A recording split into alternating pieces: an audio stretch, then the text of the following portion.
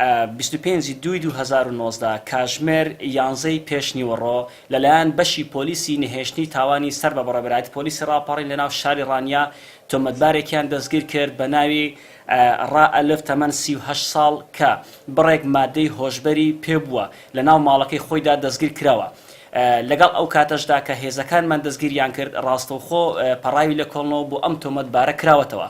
ئەو مادە هۆشبەرانی کە پێی بووە کۆی گشتی 120.38 گرام بووە کە پێک هاتووە لە موادی جیاجیا لەگەڵ چەند پارچەیەک لە حەبی ترامادۆڵ و هەندێک لە مادەی تریشی کە بەکاری هێناوە لە مادە هۆشبەرانە. ئەوەی جێگای باسکردن بێت ئەم تۆمەتبارە چەند جارێک لە ساڵانی ڕابردوودا فەرمانی دەستگیرکردنی هەبووە بە پێی مادەی چواردە لە یاسای مادە هۆشبەرەکان دەستگیر کراوە و تاکو ئێستا 2 جار لە بەم مادەیە حکمی خواردووە و تا حکمی ماوەی حکومەکەی بەسەر بردووە.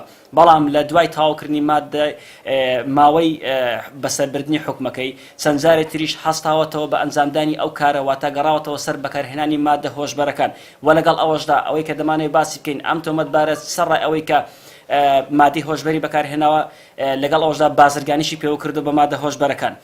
لە ئێستاشدا ئەم کەسە بەپێی مادەی چواردە لە یاسای مادە هۆشبەرەکان ڕاگیراوە و دۆسیەکەیشی هەواڵەی بەڕێبەرایەتی ئاسایشی ڕاپەڕین کراوە.